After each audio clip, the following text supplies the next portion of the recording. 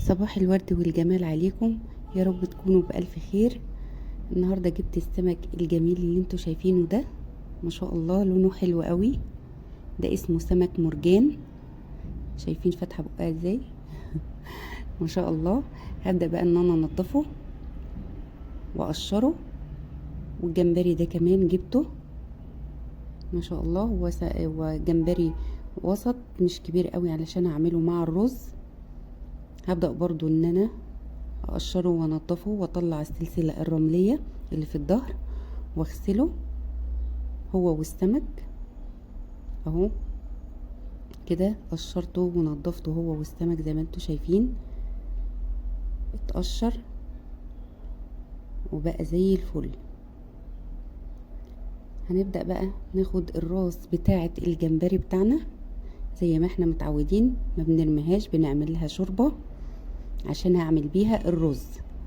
في مية مغلية حطيت معلقة كمون ومعلقة كزبرة ناشفة، وقمت حاطة راس الجمبري بتاعنا بعد ما اتغسل غسلة حلوة وتصفى، وقمت سقطاه في المية بتاعتنا. هنسيبه بقى ايه، ياخد غلوتين كده حلوين.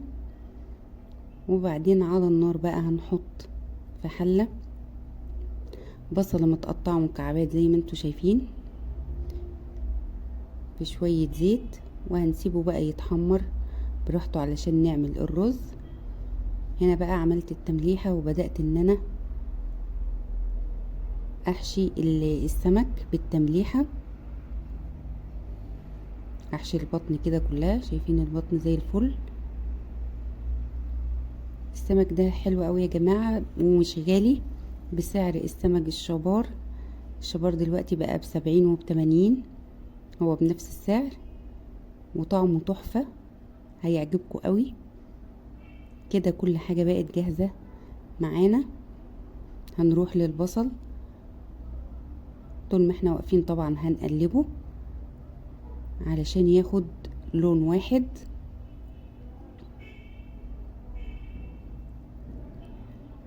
بدأ اهوت ياخد اللون اهو.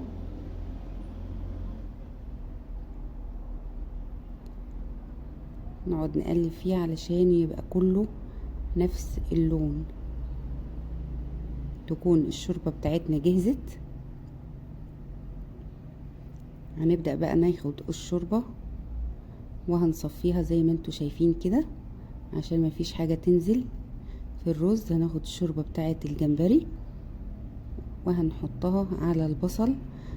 طبعا المية محطوط لها كمون وكزبرة، ناقصها بس الملح. هنضيف الملح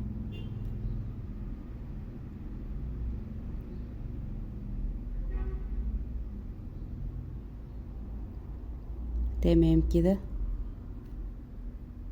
احنا بقى غاسلين الرز ومصفيينه. هنبتدي بقى ان احنا نسقط الرز بتاعنا واحدة واحدة كده.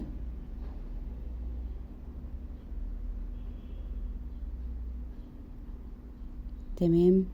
هنسيبه بقى يتشرب معانا، نديله تقليبة كده، وبعدين هنسيبه بقى ايه ياخد سواه. لما ينشف هبدأ ان انا اوطي عليه واسيبه يتردد براحته، بس لما يغلي بس ويشرب المية هنسيبه لحد ما يشرب المية، وبعدين هنشوفه تاني اهو. هنديله برضو تقليبة،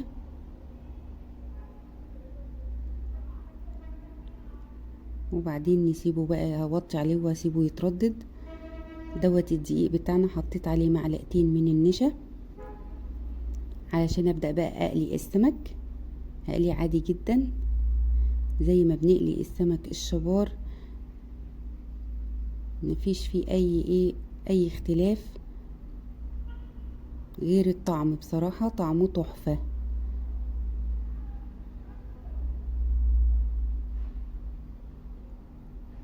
تمام كده. على النار بقى نحط الزيت، اشوفه سخن ولا لا، لسه شوية.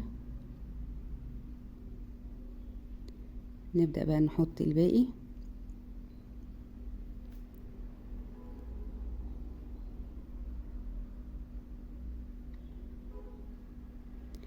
تمام.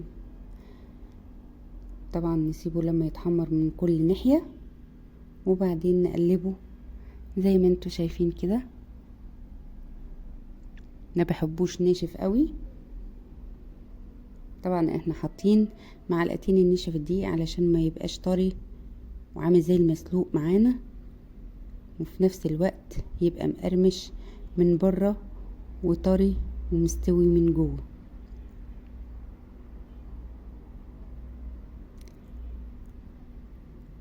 تمام كده. هنبدأ بقى ايه ان احنا نطلع اللي اتحمرت.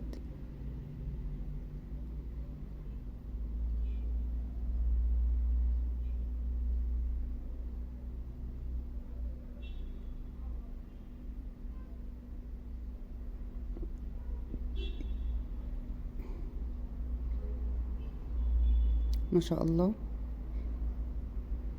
طبعا الريحة كانت تحفة. ريحة الشوربة بتاعة الجمبري اللي عملناها من راس الجمبري كانت مخلية البيت كله ريحته تحفة بصراحة مع السمك. كده خلصنا السمك بتاعنا. هنبدأ بقى نعمل الجمبري. في طاسة على النار حطيت مكعبين من الزبدة مع معلقتين زيت، وبعدين حطيت معلقة توم مفروم. اللي انتوا شايفينه ده توم مفروم. ماشي. لما بدأ ياخد اللون، طبعا التوم ما بياخدش وقت، لازم نلحقه عشان ما يتحرقش مننا. حطيت الجمبري بتاعنا.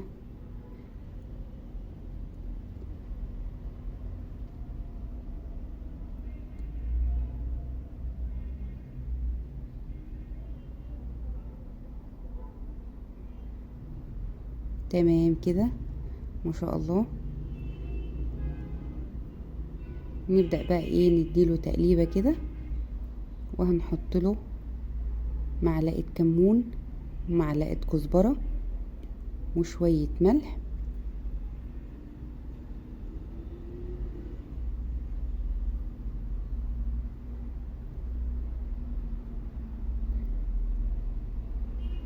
طبعا لازم نكون معليين النار علشان مش هياخد وقت. شوية الملح اللي احنا حطيناهم.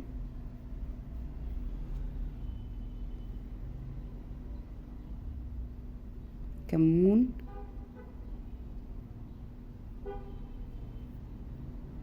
والكزبرة.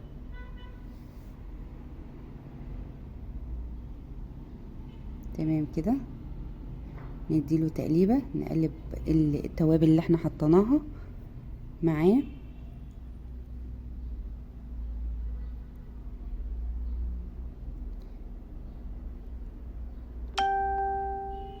هنسيبه بقى لما يبدأ ياخد اللون بتاعنا.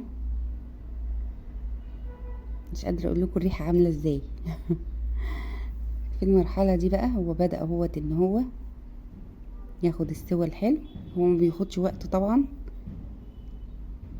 هنبدأ نعصر عليه ليمونة. الليمونة دي بتفرق في الطعم جدا، بتودي الجمبري في حتة تانية بصراحة، بتخليه تحفة.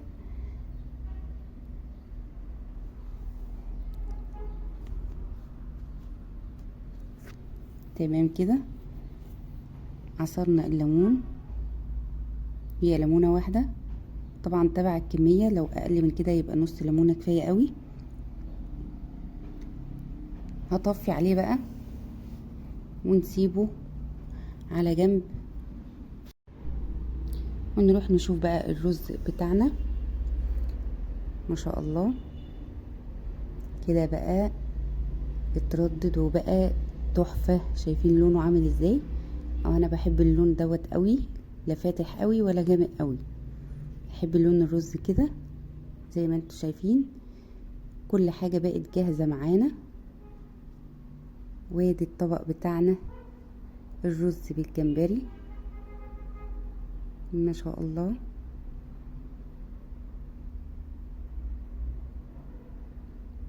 طعمه تحفة تحفة تحفة يا جماعة. جربوه. طبعا الشكل حكاية والطعم طبعا كان نفسي تدوقوا معانا.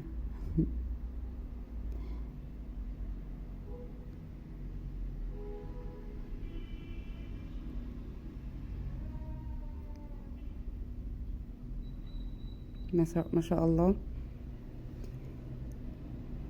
ده الطبق بتاعنا، رز بالجمبري، وده السمك مرجان، طعمه جميل جدا.